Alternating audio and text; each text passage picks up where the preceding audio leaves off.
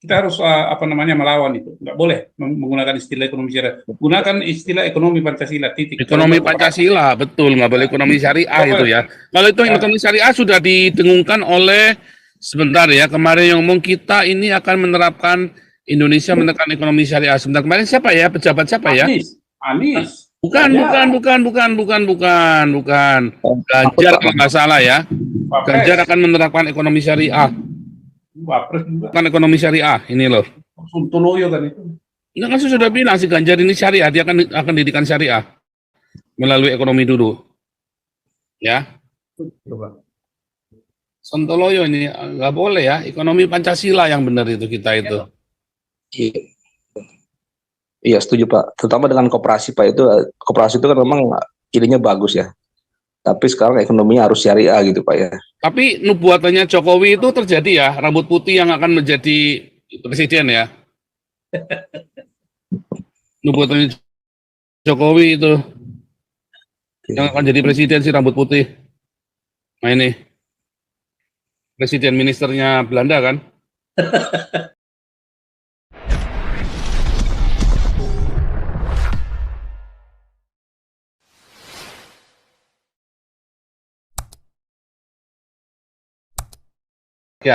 Rakyat, silakan. Kita memang channel ini menyampaikan materi yang amat sangat berat dengan bahasa tukang beca ya.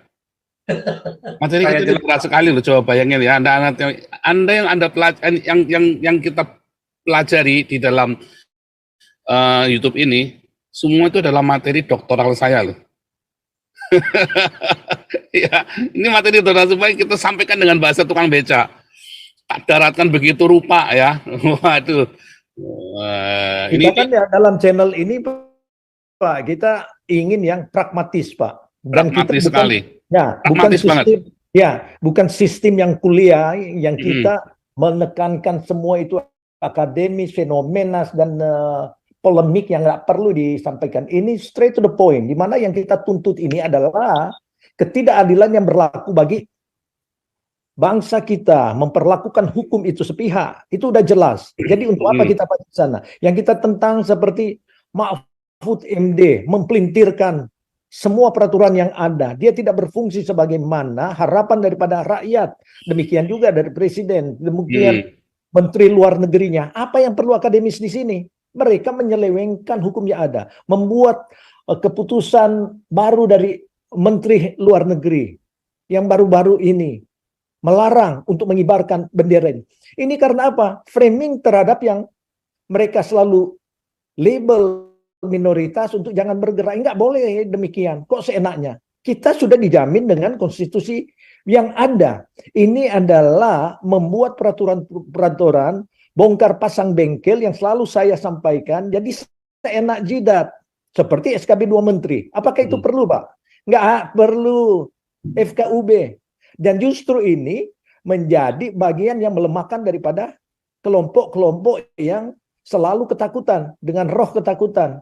Ya seperti pembuatan masjid misalnya di Sulawesi Minahasa Tenggara. Ini si Sumendap ini karena cari muka, dia meluaskan itu tanpa melihat lagi aturan main yang dibentuk oleh peraturan SKB 2 Menteri ini. Mayoritas di sana ya masih orang-orang Kristen. Ya kita tidak mengeluarkan ini kalau bukan karena peraturan yang ditetapkan oleh pemerintah itu sendiri. Tapi kita itu atas nama toleransi itu kebodohan. Justru membuka lebar kesempatan bagi orang-orang yang datang untuk menghancurkan suatu bagian daripada suku bangsa yang ada. Jadi karena kebodohan demi kebodohan. Nah ini siapa? Bupati Sumendap. Ya, saya berani untuk tantang itu. Siapapun pemerintah di daerah itu. Terlalu banyak berkompromi atas nama ya partai. Takut menyuarakan yang benar. Yang mereka suarakan itu ya atas nama intoleran. Jadi ya saya udah miris juga. Banyak bicara dengan Ketua Mangunita di malam. Tapi ya semangat itu harus ada. Nggak bisa loh. Masa justru yang salah itu yang harus di framing, dibubarkan segala. Ini kan gila ini. Mahfud MD ini. Di mana kebenaran hukum itu? Jadi yang kita tentang itu adalah ketidakadilan, pemerintah berlaku sepihak, gereja ditutup, orang beribadah dilarang. Semoga Natal ini tidak ada lagi larangan orang yang memasang pohon terang. Biarkan saja, mereka tidak mengganggu kok, bukan kriminal yang harus kita larang ini dan itu. Makin kita melarang, makin mengeluarkan suatu energi lah. Jadi berikan kebebasan. Rakyat itu mempunyai suatu shareholder dalam suatu negara. Jangan karena pemerintah seenaknya seperti Mahfud MD dengan kekuatan YouTube kalah segalanya. Jadi harus dirubah itu dengan order daripada Mega. Kita ini terlalu dibodohin dan takut bersuara karena roh-roh pengecut. Orang Kristen ini nggak boleh seperti itu. Kita takut berarti kita belum beriman yang teguh. Kalau kita berani menyatakan kebenaran, itu baru namanya sebagaimana Rasul Paulus berani dia lawan Raja Agripa, datang karena salah apa yang dilakukan oleh orang Yahudi terhadap dia. Framing, masukkan tanpa ada alasan. Ya begitu kebanyakan kita. Jadi ya itu aja Pak. Jadi semoga ini ya menjadi bagian daripada kita ya, supaya roh ketakutan itu dilawan. Meskipun banyak yang akan tidak senang dengan kita, termasuk bagian daripada organisasi yang kita bentuk sekalipun. Nggak usah takut, kebenaran. The truth is always prevail. Itu saja bagi saya. Terima kasih Pak. Oke. Terakhir, Gema Rakyat. Salam Pak Pastor, malam Pak. Shalom Gema Rakyat. Ya, saya setuju Pak ya. Jadi Indonesia ini memang sedang dijajah Pak ya, dalam budaya, ekonomi dan juga agama Pak ya. Ya, dalam budaya contohnya kan kemarin ada yang cerita di grup ya, ada yang sekarang tuh di Jogja itu udah nggak ada lagi karawitan setiap minggu udah dilarang gitu Pak. Jadi memang budaya kita nih semakin pelan-pelan dihilangkan gitu Pak, budaya tradisional Pak ya, budaya asli bangsa kita gitu ya. Secara ekonomi juga, ekonomi kita kan sekarang Yakin udah nggak ada ya? Karawitan udah nggak ada di Jogja. Katanya udah dilarang Pak ya, setiap minggu Pak ya. Ada ininya. Kemarin kayaknya Bu Tumbar Pak yang bicara ya, Bu Tumbar Pak ya, yang infonya. Ada perdanya nggak? Lihat perdanya Pak. Kalau nggak ada Perdanya nggak, ada buktinya nggak, ada bukti tertulisnya nggak, ada berita. Wah menarik sekali itu kalau memang nggak boleh tuh, ngeri itu. Pak. Kemarin saya pas Bu Tumbar itu ngomong itu saya nggak masuk ya, saya pas lagi off ya. Oh serem kali ya kalau memang dilarang, itu serem loh itu. Ya bukan cuma di Jogja doang Pak ya, hampir semua wilayah di Nusantara ini ya pada dasarnya ya. Saya itu SD SMP belajar karawitan loh, saya main gending loh. SD SMP itu saya main gending dulu ya. Gila ya. Iya. Itu kan salah satu warisan bangsa Pak ya, harusnya itu kan dijaga Pak. Tapi ya dengan khilafah ini kan berarti kan semuanya harus mengikuti ya sesuai yang di ajaran Quran dan hadis Pak ya.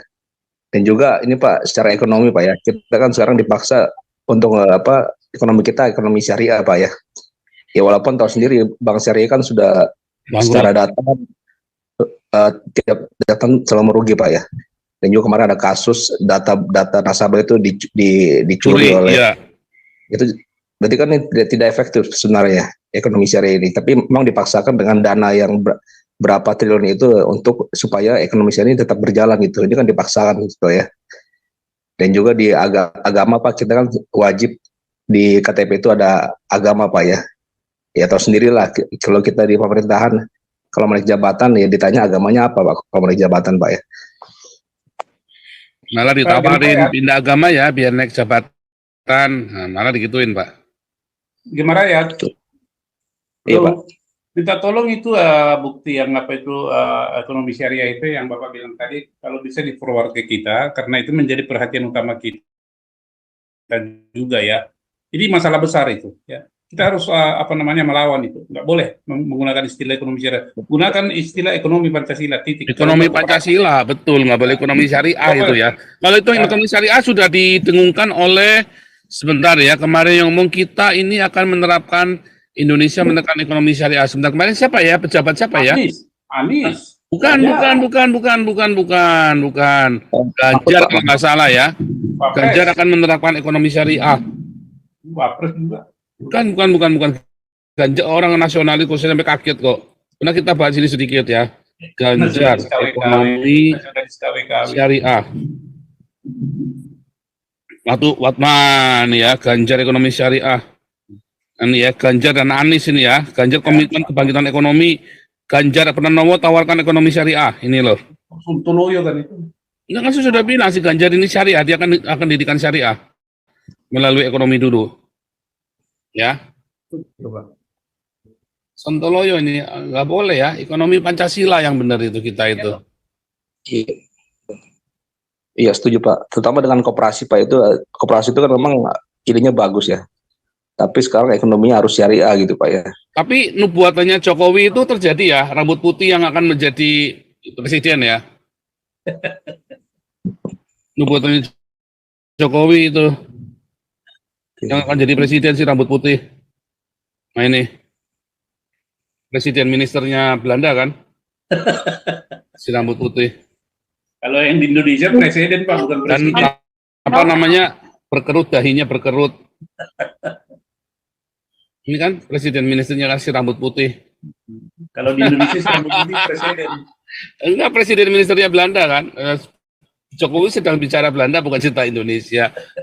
Tapi dia cukup Pak Pol, si Gertz ini kan cukup konservatif Pak ya. Kayak sayap kanan bener dia. Ya, jadi ya kita juga senang lah yang berani menyatakan kebenaran, karena ya di Eropa ini kan kesusupan dengan ajaran-ajaran yang menghancurkan negaranya sendiri. Lihat saja bagaimana Prancis, bagaimana Inggris. Jadi ya saya senang ada orang-orang yang benar-benar konservatif melihat kepentingan daripada bangsanya. Saya rasa memang karena overdosis itu, Pak. Jadi Ya, sesuatu betul. overdosis itu akan menjadi bumerang. Ya. Makanya si Geert Wilders ini, wah dia ini ucup dicinta ulam tiba ya. Dengan kejadian Israel lawan Hamas ini, terus tiba-tiba demonya berlebihan sampai ngerusak ya. Demonya kan sampai ngerusak. Ya. Sampai orang kulit putih ini marah sekali ya. Dan orang-orang seluruh dunia ya yang marah, orang-orang warasnya itu marah.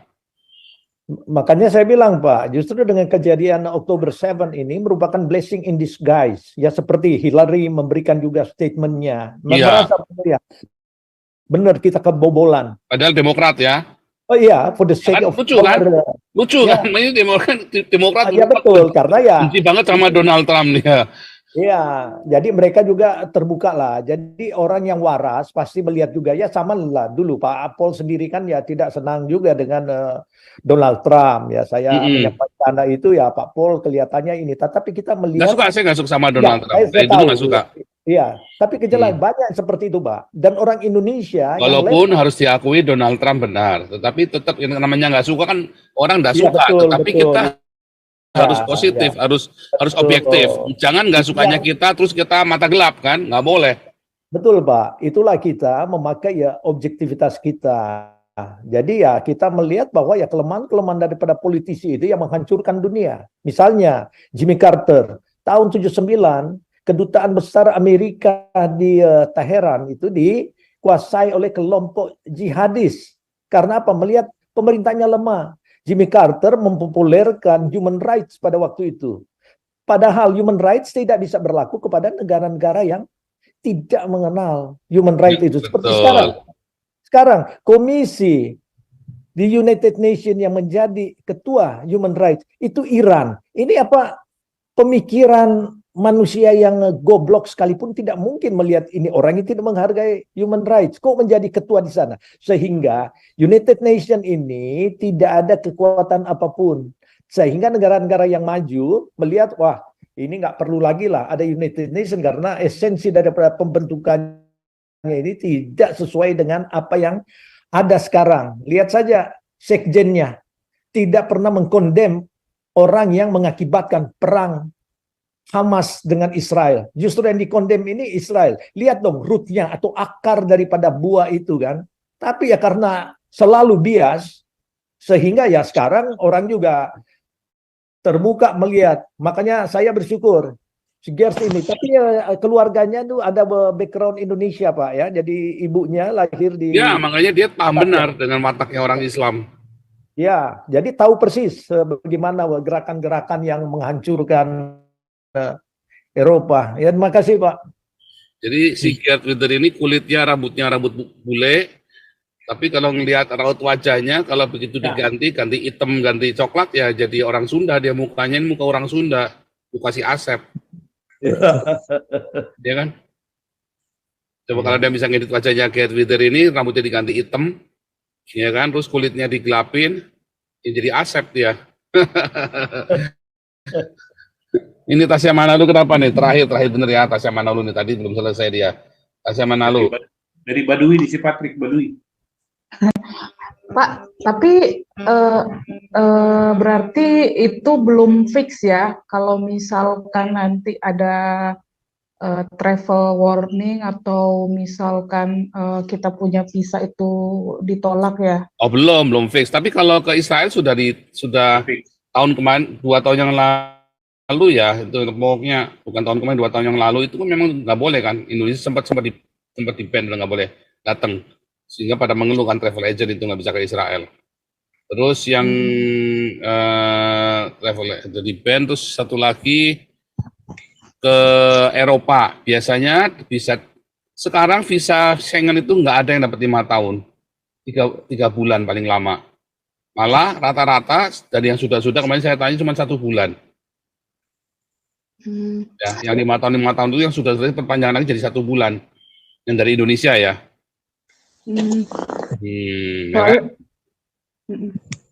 Soalnya Pak, kemarin kan saya diskusi sama kayak di kakak kelas saya gitu kan Pak, katanya kalau sekarang sih, maaf kata ya, ke Eropa itu ngelihat agamanya gitu, jadi dilihat tuh dari negara agama itu. Ya. Jadi kan ada wawancara kan, tapi nggak semuanya, hampir semuanya. Jadi kemarin itu saya dikasih tahu kok, sampai ketua pembina kita pun sekarang dapatnya cuma 1 bulan Schengen-nya. Dulunya 3 tahun. Gitu ya. Ya kan? Dunia kita kan sama ketua Damaris itu kan sekarang 1 bulanan semua. Dulu 5 tahun dapatnya, panjang Schengen-nya. Karena 1 bulan. Sangat miris Pak ya. Dulu zamannya Soekarno mereka pada kuliah ke Belanda, Soekarno, Hatta. Sekarang zaman sekarang kita dilarang ke Belanda Pak ya. Zamannya Belanda bukan zaman Soekarno, zaman Belanda. Orang Indonesia itu disuruh pada kuliah di sini, ya bahkan dibayari ya sama pemerintah Belanda. Sekarang ya kalian mau ke sini setengah mati. Iya yang Pak. yang ke Jerman aja udah difilter, sekarang udah nggak gampang. Itu yang Habibie Center segala macam udah di blacklist tuh. Karena biang kerok tuh, PKS itu biang kerok semua tuh di Berlin itu. Iya. Iya kan? Iya, soalnya rencananya sih saya mau selesaikan S2 saya, habis itu ya buruan, cepetan. Rencana mau cabut ke situ sih, mau spesialis atau apa gitu. Buruan daftar, buruan cepet ini, terus langsung. Ya, oke. Terima kasih, ini ada Budi Kanada ya. Dari Kanada, aksi damai untuk Israel, luar biasa. Oke, saudara-saudara, ya ini siapa bisa doa nih? Ini Tasya Manalu berdoa ya, Tasya Manalu ya.